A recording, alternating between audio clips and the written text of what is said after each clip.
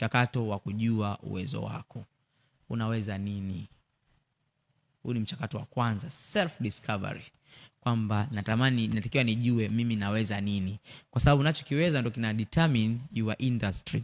Kwamba tukataka kujua soko lako, tunataka kujua eneo lako, lazima tujue kwenye hiki kitu cha kwanza. Nimeshataja kuna yale maeneo 7, mara huko kwenye jamii na kiroho, kwenye eneo la media, kwenye eneo la elimu, sayansi na teknolojia, upo kwenye eneo la uongozi, kwenye eneo la familia. Yote haya unahitaji wewe ujijue kwanza. Kwa mchakato wa kwanza ni mchakato wa kugundua uwezo wako. Kipawa changu ni kipi? Ninaweza kufanya kitu gani? Hakunaga giant ambaye ni hewa.